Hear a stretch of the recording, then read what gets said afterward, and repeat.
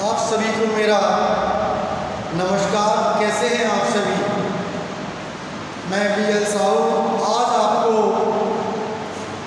सांख्यिकी के अंतर्गत जो आपकी हेडिंग है केंद्रीय प्रवृत्ति की माप के बारे में बताऊंगा।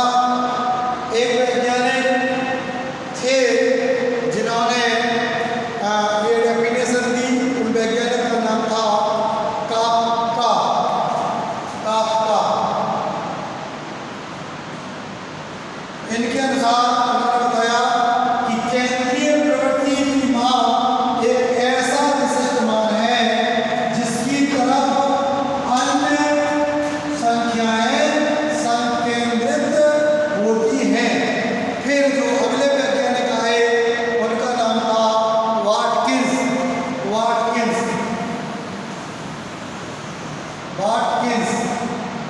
के अनुसार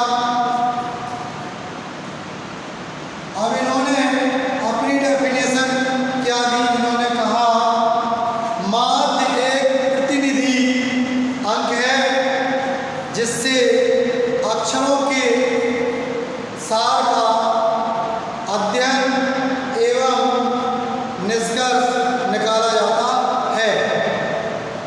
अब इसके बाद में अब इसके क्या क्या गुण हो सकते हैं। पहला उन्होंने बताया आदर्श समास के गुण।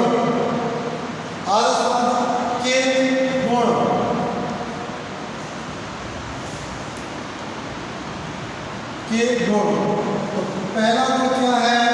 इस माध्य में इसकी भाषा जो है वो सरल और एवं स्पष्ट होनी चाहिए। इसकी भाषा सरल एवं स्पष्ट होनी चाहिए।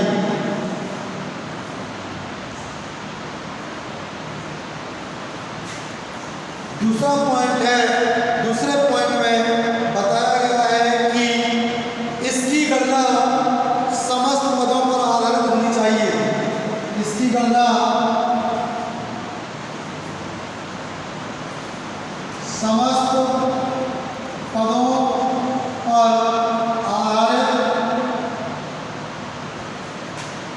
होनी चाहिए।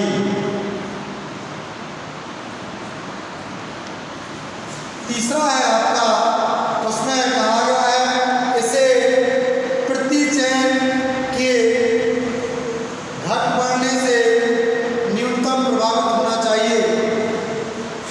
इसके प्रतिचयन के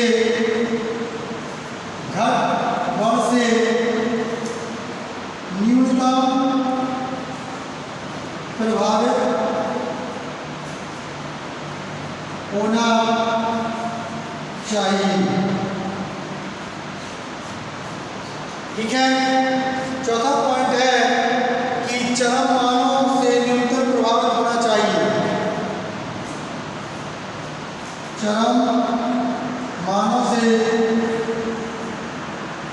न्यूनतम प्रभावित होना चाहिए।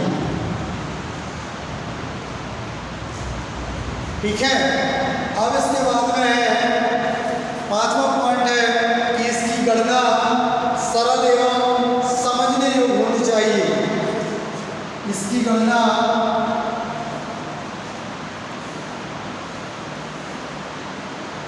सरल एवं समझने योग्य होना चाहिए।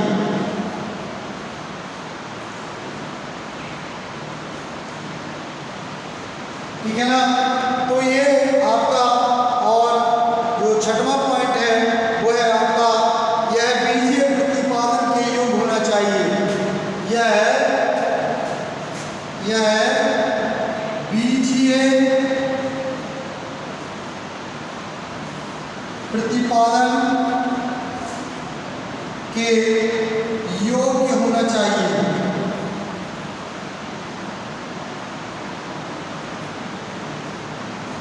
योग होना चाहिए। अब आप चलते हैं आगे कि जो माध्य है, माध्य कितने प्रकार का होता है।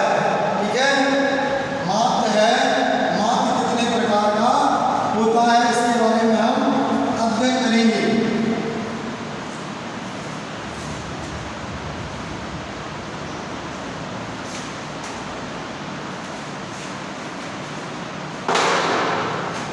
माध्य के प्रकार, माध्य के प्रकार।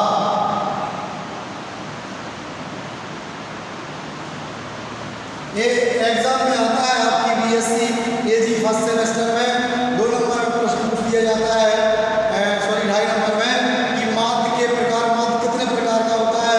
जो हम अध्ययन करेंगे वो माध्य आपका 5 प्रकार से होता है। पहला है आपका समांतर माध्य,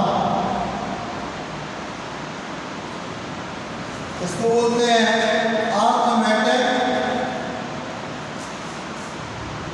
मीन। फिर दूसरा है माध्यिका,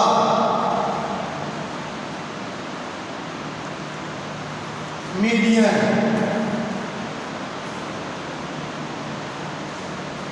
ठीक है, तीसरा है आपका बहुलक, इसको बोलते हैं आपका मोड, मोड। और चौथा है आपका जो है गुणोत्तर माध्य, गुणोत्तर माध्य, इसको बोलते हैं आप जियोमेट्रिक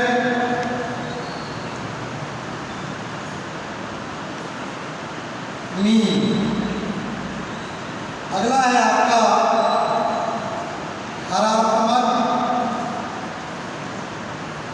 माध्य, हार्मोनिक मीन। फिर इसके अंतर्गत आपके दो जो है